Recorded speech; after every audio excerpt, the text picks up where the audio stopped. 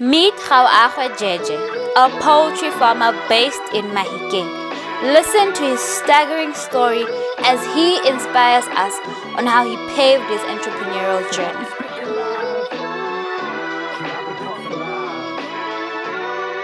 My name is Kgosi Simon Jeje.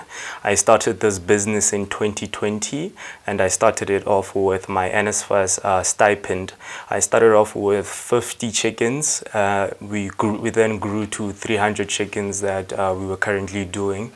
So the main reason why I started poultry is to produce a product that utilizes the least amount of antibiotics and vaccines, and the brine that's organic for human consumption. So that's the main reason why we started the business.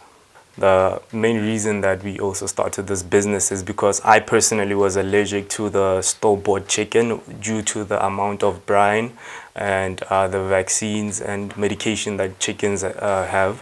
I would have a skin condition on my chest, forearms. So I started this business to counter that and be able to consume chicken without any disadvantages in terms of health.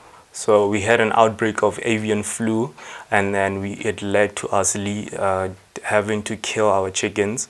We ended up having to cull all our chickens and actually destroy them. That made our business to close because we couldn't be able to actually pay our employees. We had to retrench a few employees, and with the remaining money we had to settle our debts, and with some of our assets we had to sell them off to actually be able to pay off our debts. We used to supply a store in Govun Mafikeng with our 2 kg portions, and another store in our local town of Mafikeng with our 2 kg portions. Currently, the one thing that we're aiming for is to actually depend on ourselves and not depend on other parties. So the one thing that we have devised is that we want to incubate our own eggs, buy fertile eggs, and be able to hatch our own chicks. That would be able to decrease the production costs. And we also want to buy our feed in bulk in order to make sure the prices are low. That way we'll be able to generate enough income to sustain us in the long run and make sure that we have enough reserves next time if the avian flu ever comes again.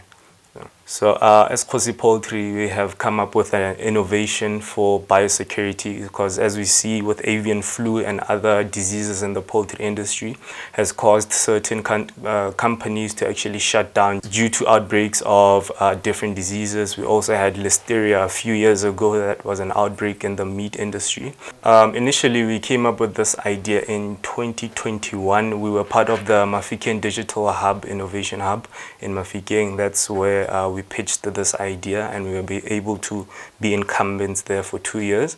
So we've been brushing up the idea, and currently we just got funding from TIA.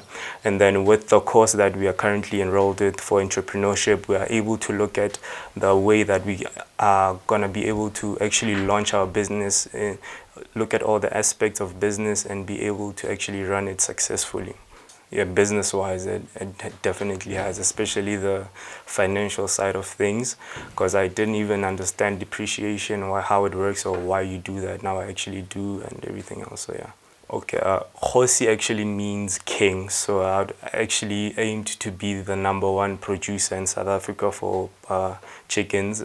So that's the #1 motivation for us picking the name Kgosi, to be the rulers of chicken production in South Africa. To Naledi, I would say thank you for actually not overlooking me and being able to fund me.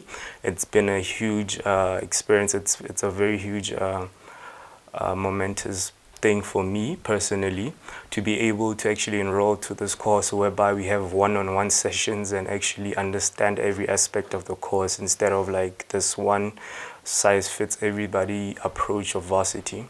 So this one-on-one sessions have been amazing for me to be able to actually understand in depth how things work, because finance has always been a problem for me. So that's the biggest aspect that I would say that it's helped me grow as a person. To the business school, the knowledge that I've learned from them is actually immaculate.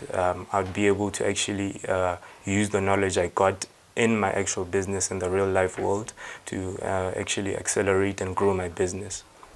One thing I can say is that gain as much knowledge as you can about the industry and try to be independent as possible. Don't outsource so many resources of your business. Try to be as independent as possible and be able to look at the possible downfalls of your business and come up with countermeasures. If you have to pivot in a way that will assist your business to grow tomorrow. Northwest University Business School, shaping executive minds in Africa.